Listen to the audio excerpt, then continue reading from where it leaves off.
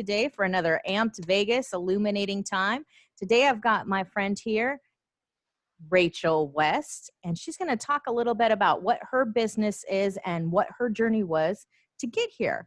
And so what I like to do is just kind of sit and we're going to just have a nice little casual conversation so people can kind of get to know Rachel and what she offers and what's out there, what kind of modalities people have to help either self-improvement or just kind of to think and just get in that ease of mindset to see what we need in life, any takeaways we have, and we can always improve ourselves one day at a time. And we're just going to hear about her journey, which is always another way to just kind of tie into our hearts and work with people and each other in developing who we are, what our strengtheners are, how we open our heart, and how we kind of get involved with other people.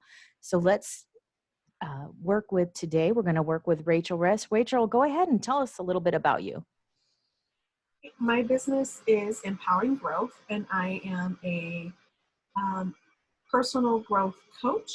I'm certified in Neuro-Linguistic programming and timeline therapy. So what those are, if you aren't familiar with that, is basically a holistic approach to healing internally. So it's working with the unconscious mind and past events and kind of rewriting your internal program that you've created for yourself. So I help clients understand and transform from personal, emotional, and behavioral challenges that they may be experiencing. So I kind of take the life wheel and work with that in whatever area that they might be struggling with. I specialize and focus in addiction. So I really want to work with family members of people with addictions. And I also want to work with people who have admitted themselves to rehab and have graduated. I want to work with them so that they don't relapse.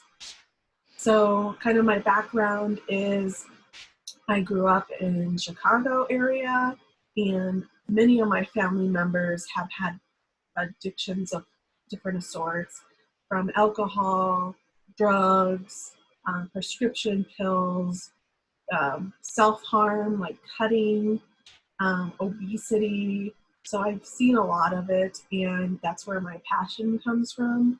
So I want to help good people, like my family members who just get into this problem, could be gambling, and work with their unconscious mind to discover why it is that they turn to that instead of coping and dealing with the problem at hand.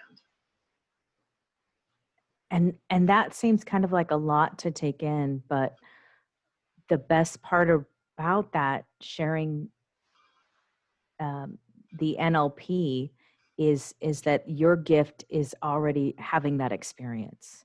And so bringing that talent forward and honing in on what your journey was and seeing that. And that is just the best way, I think, to reach people, is when you dig inside and really kind of, what is your, not just your why, but where did you come from to bring that on your journey? So you have that experience and you can share that forward. And it's really important to put that in your work. And it's a very creative way to kind of put that in a wonderful package to help people evolve. What was that point, or maybe what really got you to bring this forward and to share that journey with other people and assist them, and maybe kind of look at, I'm going to remove this from my DNA. I'm going to take this from my cells and my knowledge, my family members' history, and not create that cycle and not bring that forward out into the world and kind of shift it a little bit. What made you change that aspect?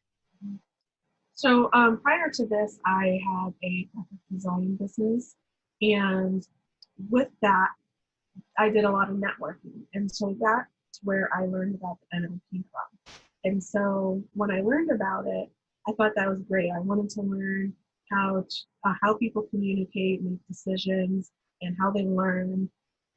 to incorporate into my graphic design business in crafting marketing messages that speak to a wider audience. So Mm. through that process of the NLP and learning the techniques and the timeline therapy, you learn a lot about yourself. I learned, why I am how I am, why my parents raised me, and how they raised me, and beliefs that I set on myself, and limiting beliefs that I created and I carried with me over time when it really wasn't the truth. So as kids, perception is projection. So we all perceive things differently. We can look at the same person and have different ideas of what or who that person is, and it's all based on perception. And so through the process of the NLP and the timeline, learning the techniques and learning about yourself, I discovered that graphic design wasn't my passion, and that's not what I wanted to do with my life. And when I learned that I could use the techniques to help people with addiction, really dig deep and discover who they are and why they are, and why they do what they do, I was like, this is my calling. This is what I want to do. I want to help people. And the cool thing about the techniques is it's almost like they're outside of a window looking in. So they don't Mm. have to re-experience if they had some kind of trauma or something that they really just like, oh, I don't want to go there. I don't want to live that. So it's like they're disassociated from it. So they don't have to feel the feelings. It's just they're looking at it, so that they can kind of work through the problem, whether that be a trauma or whatever might have happened to And, and, and, and that's so important when you take that and understand that somebody from the outside can look within, and it's so different. And when we try to separate ourselves and look outside of ourselves to see where we're at and what we need, and that's so important that you take that and help people go from victim to survivor to kind of creator through that program. And so what would you say on this is the obstacle you have first, kind of like coming into this with people? Are there certain things that they need to know ahead of time before they start an NLP program with you? What the basis of it is, or anything to look out for? Is there, maybe what I'm kind of looking at is bringing that trauma kind of up, or the emotions, and getting the mind and the heart to work together to kind of coincide with that? No, I wouldn't want them to necessarily relive immediately. What I want to do is have them ask them specific questions. I have a consultation trying to figure out where they're at, and I would want to make sure that they're ready, because some people aren't ready to relive that or even go there. And so just watching their body language and listening to the language that they use, and making sure that they're really ready to dig deep and do the work. Um, I would want to make sure that um, that they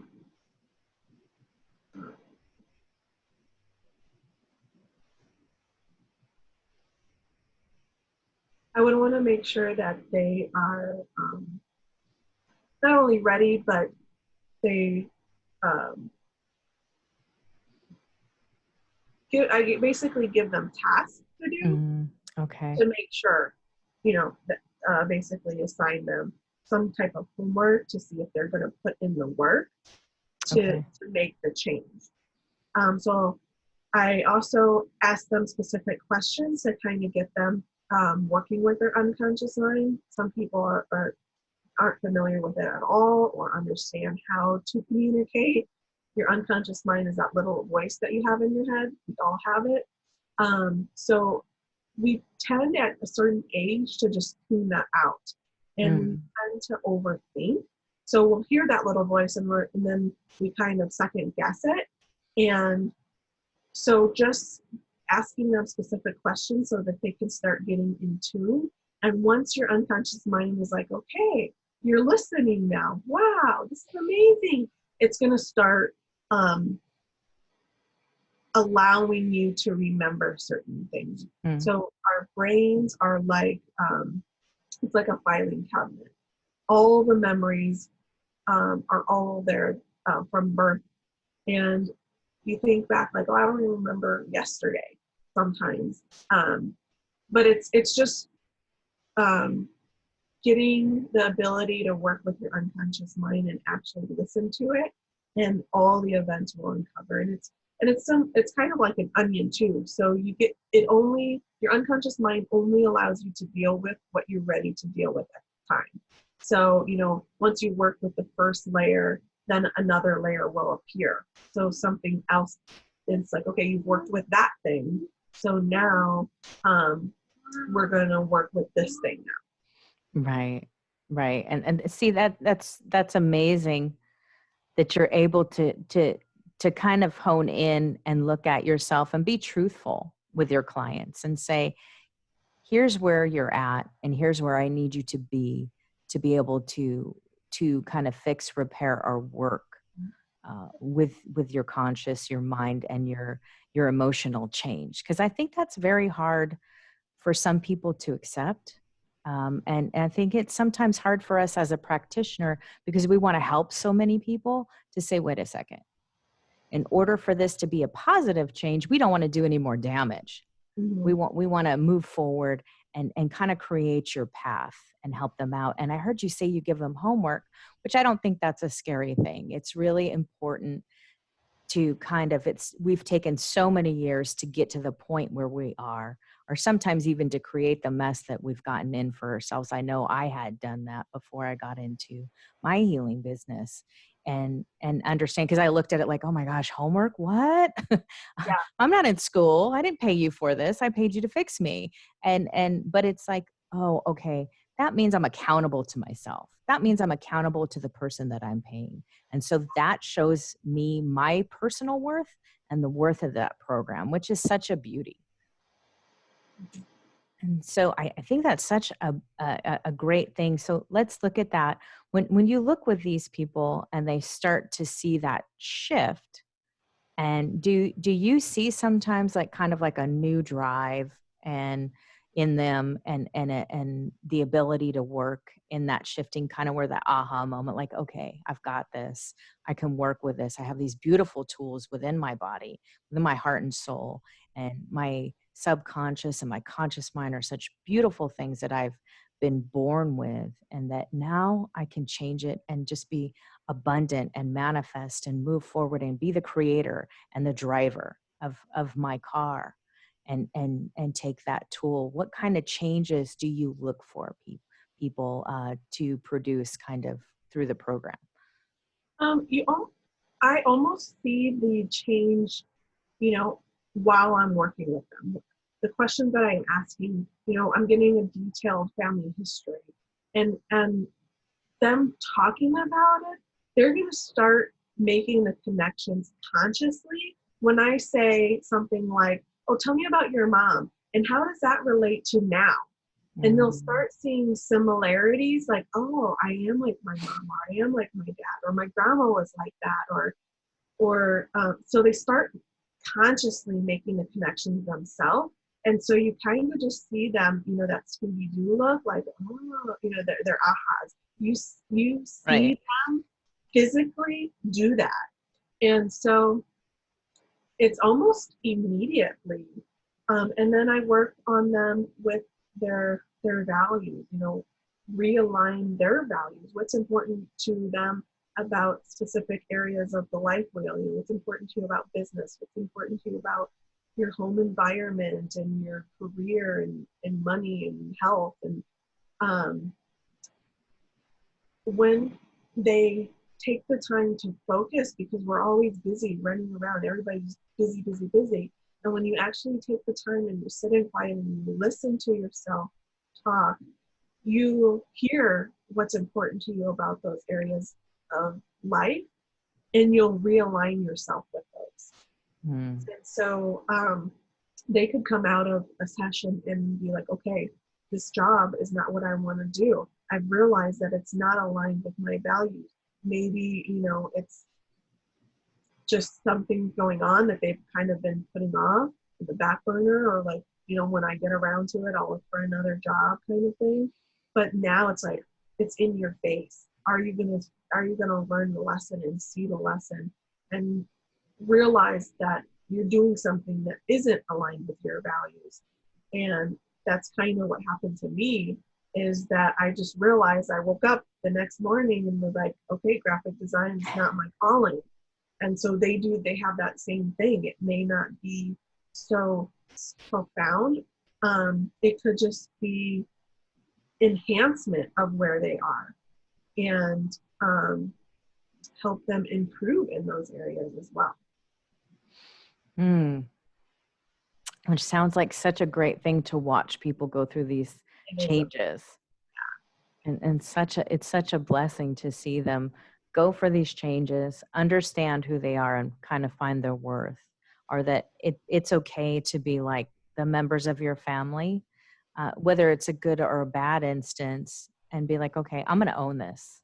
I'm going to own this. I'm going to take the ball. I'm going to run with it, but I'm going to score, and I'm going to take everything that is me and put it to that positive change, and understand what that can do for me, and how I can have a clear focus and move forward.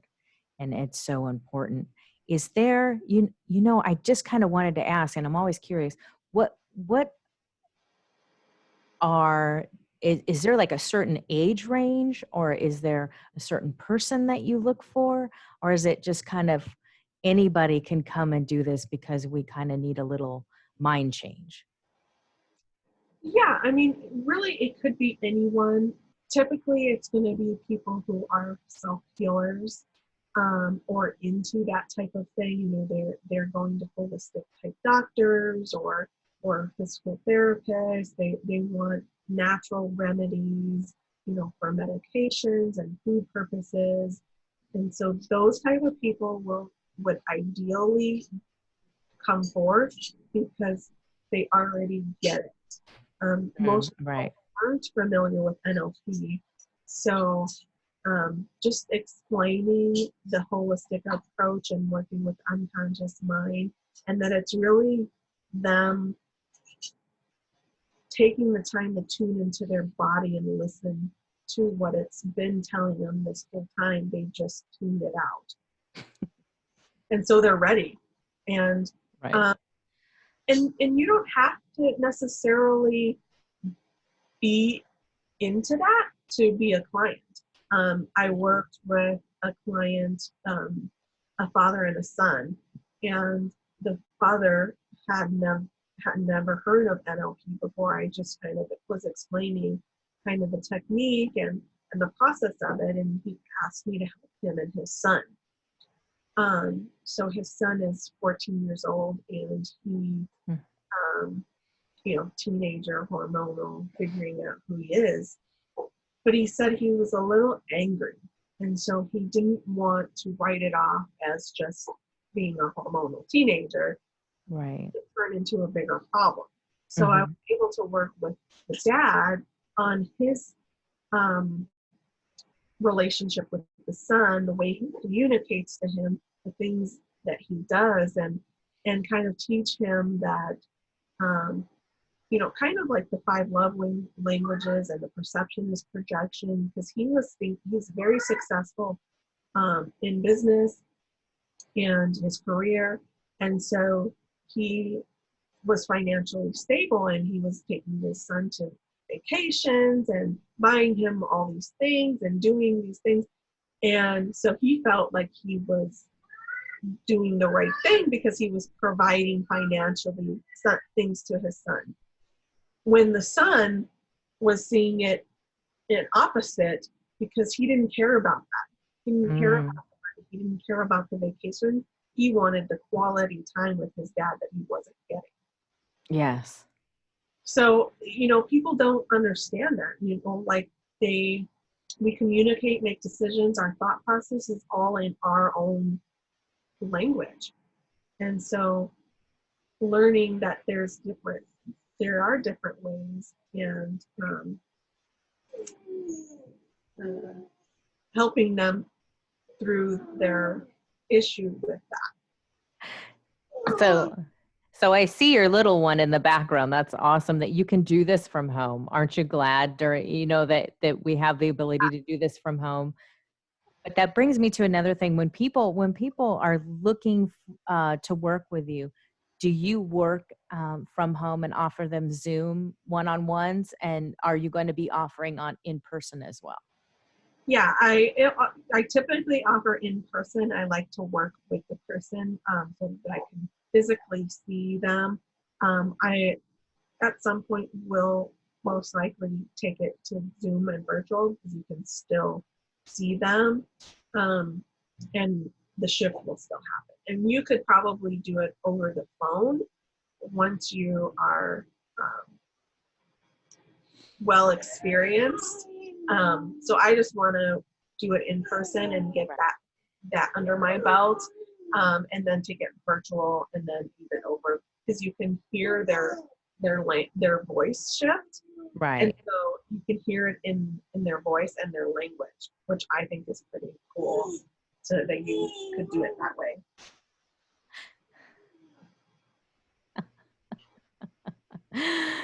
She needs you, isn't that? It's just it's such a nice thing to be able to be home. And I know when my daughter was younger, I had to go out of the house. It Yeah, was hard for me. And it's just, but I guess it's a different thing now, because you're like, now I'm home. You got to have that separation. And so it's different. But it's always a learning experience. And it just goes to show that you're out there willing to work and willing to change. yeah, And kudos to you for seeing that change in yourself and being like, I've established what I wanted to do as a graphic designer, but you know what? There's just something a different passion now. And it's okay to have that change, and for you to tell people that too, because people need to see that it's okay to shift through life, and that you're not quitting that, and that you're moving forward and you've learned your lesson through that. And so the challenge is sometimes to move forward and recreate yourself. And that's always a great thing. But we're winding up here. And is there anything else that you want to share with people, maybe on an inspiration for their journey when they come to that time? And now is just such a time of change in the world, and kind of seeing, you know what, let's understand the moment that we're in, and maybe now it's time to get serious with our minds, and those things we promised we would do tomorrow, let's do it today and make that change. What would you say to people about that? yeah. I think that's a great point. I think that people put it in their minds that they focused on something for so long. Oh, I put so much time and effort into something, that they feel like they can't or shouldn't switch paths. And like me, it was instant. I just woke up and was like, okay, this is what I'm doing. And then I went into action, and I shift fairly quickly over a few months. But it's more out of fear that people don't do that. They stay stuck, or they stay, in a position where they're unaligned with their values, because of the fear. So just taking one baby step, whatever that looks like, whether it's opening up to somebody and sharing this idea that you have. It's just moving forward, whatever that looks like to the person. So that would be my advice, is to take the first step. Awesome. Thank you so much. And it's just such a great thing to see somebody else come through with another holistic healing, and the ability to share that with people. It's always important, mind, body, soul. People forget that we're all one, and we need to have a connection just throughout our body, to have a connection with other people to make that change. And that's awesome. So thank you so much for sharing that with us. And so, guys, don't forget, hit the like button, subscribe to Facebook. Rachel's information is going to be attached so you can get a hold of her and just have a consultation and just connect with her and find out what it is. And she's more than willing to share with you how this system works, how you can get yourself some help and to kind of just ease your mind and move forward. And thank you so much. And guys, enjoy the journey. Have a great time moving forward and creating your life. Thank you, Rachel. Thank you, Nicole.